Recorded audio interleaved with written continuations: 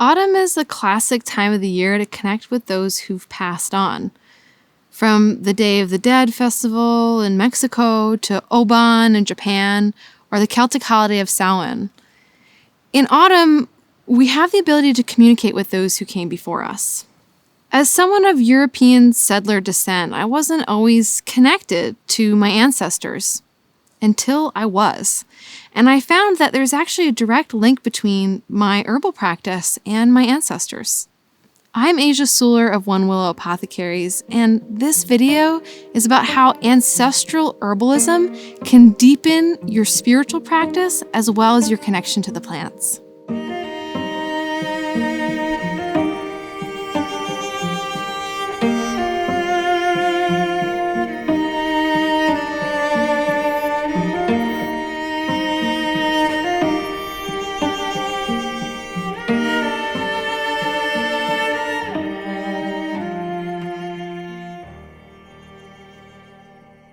If you're anything like me, this topic of ancestor work might come up and you might feel a little bit of resistance. So I know for myself, as someone who is of European descent and is really distanced at this point in time from the lands that I'm originally from, I had a lot of feelings around ancestor work. Mix in there the history of oppression and colonialism that took place throughout much of the colonized parts of the world and is part of the Western imagination, it can feel really intimidating to want to connect with those who came before us. So I want to be specific here when I'm talking about this idea of ancestral herbalism. When I'm speaking of the ability to connect to those who came before us to deepen our herbal practice, what I'm talking to is the idea of connecting into those from your lineage who were deeply connected to the plants. Those who had really vibrant, intact communities and knew how to speak to the plants and how to work with them for healing. All of our ancestors worked with plants. If they didn't, we wouldn't be here. But some of our ancestors were more connected to plants than others. So when I speak of doing this kind of ancestor work to connect to those who came before you who really know how to work with the plants, what I'm speaking of is connecting with those who really were plant medicine people, those who lived in a culture where they saw the world around them as alive. Now, some of us might be farther away from this mindset than others. I know for me, I'm probably at least 1,000 years away from ancestors who were truly living in an animistic viewpoint. That said, it's in all of our blood. All of us have ancestors who were indigenous of a place.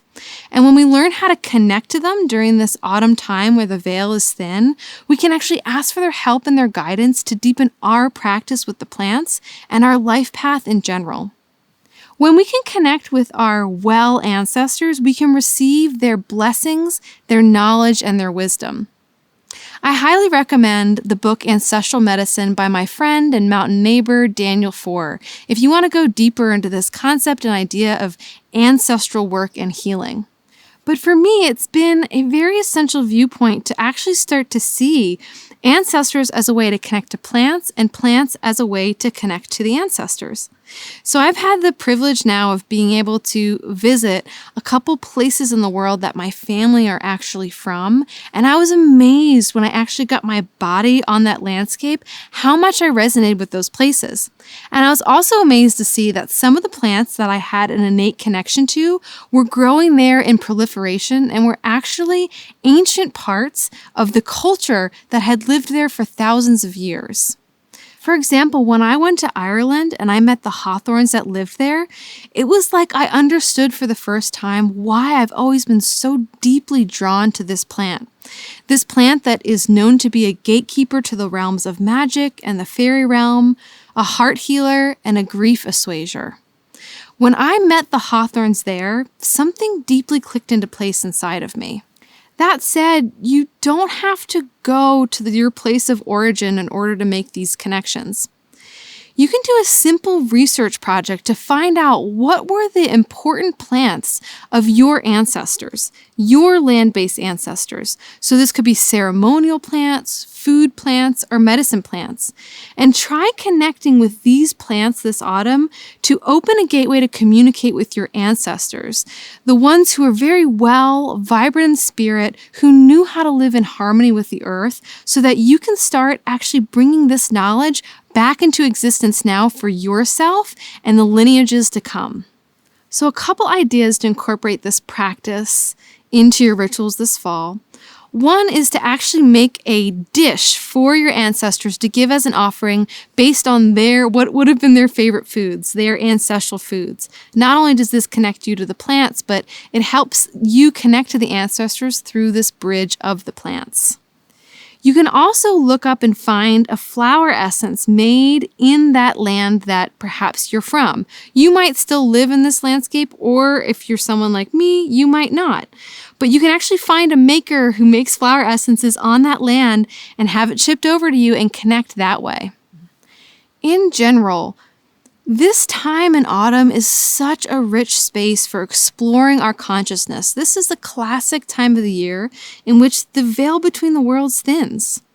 So if you're intrigued by this idea of deepening ancestor work and connecting to the other world, this place where the ancestors, the fairies, the plant spirits, and the unseen beings live, then come join me for Herbs for the Other World. In this online class, we explore some of those potent rituals, plants, and practices for connecting into the medicine of autumn. The course includes a guided journey into the other world, as well as suggestions for how to celebrate this time of the year. You can find the link for that course below. And if you liked this video, I'd love it if you shared it with a friend, someone who is ready to make this connection with their well ancestors and really explode open their plant practice. And if you try any of these practices, I would love to hear about how it went in the comments section below. And of course, if you want to connect with me more, hop on over to my website, One Willow Apothecaries. There you're going to find on my blog so many portals into these realms of knowing, as well as a link to sign up for my bi-monthly newsletter, where I share recipes, insights, meditations, and many other ways to connect into the evocative medicine of the seasons that we move through in our lives.